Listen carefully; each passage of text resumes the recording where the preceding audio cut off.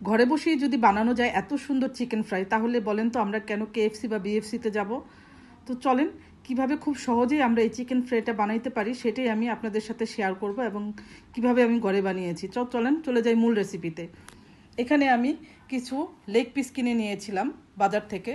তো সেই লেগ পিসগুলো ভালো করে ধুয়ে পরিষ্কার করে নিয়েছি আমি। এখানে আমি দিয়ে দিয়েছি কিছু রসুন পেস্ট, কিছু আদা পেস্ট।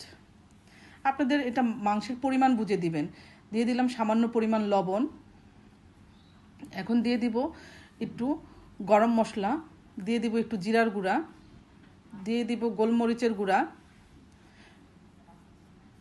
দিয়ে দিব একটু শুকনা মরিচের গুঁড়া, আর দিয়ে দিব একটু সয়া সস।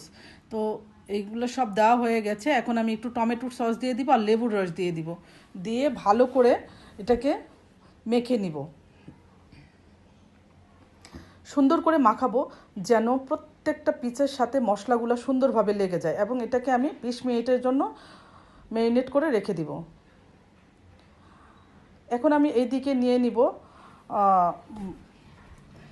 এই চিকেনগুলোকে কোট করার জন্য ময়দা নিয়ে নিয়েছি 4 কাপ, এবং কর্নফ্লাওয়ার দিয়ে দিয়েছি 2 কাপের মতো, আর দিয়ে দিব একটু আদার পেস্ট, দিয়ে দিব একটু রসুনের।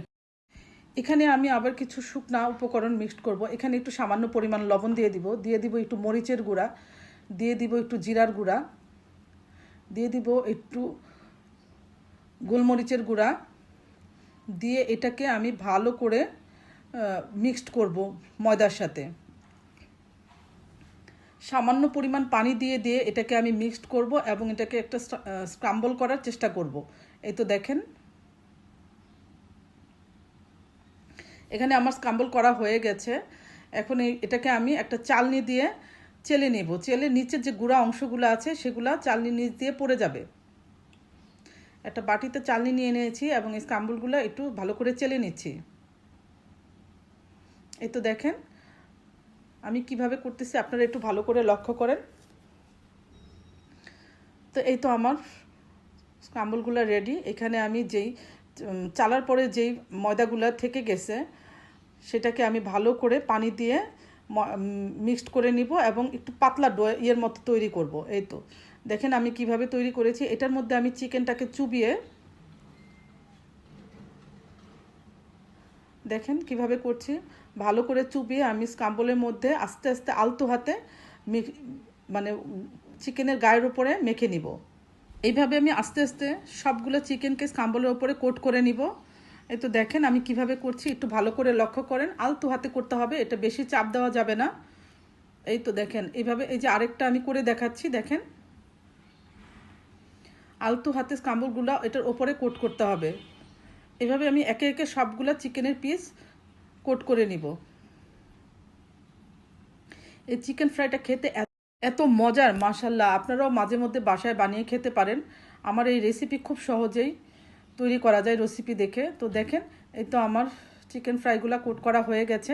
এখন আমি প্যানে তেল দিয়ে দিয়েছি, এবং তেলটা যখন হালকা গরম হয়ে এসেছে, অতিরিক্ত গরম করা যাবে না, তাহলে চিকেনটা দেওয়ার সাথে সাথেই পুড়ে যাবে। তো এই জন্য আমি হালকা আছে এটাকে সুন্দর করে উল্টে পাল্টে ভেজে নিব। এ তো দেখেন আমি কিভাবে বাছতেছি, আস্তে আস্তে আলতু হাতে এটাকে উল্টে পাল্টে দিতে হবে যেন স্ক্রাম্বলের কোটটা নষ্ট না হয়ে যায়। এইভাবে আমি একে একে সবগুলো চিকেন ভেজে নিব।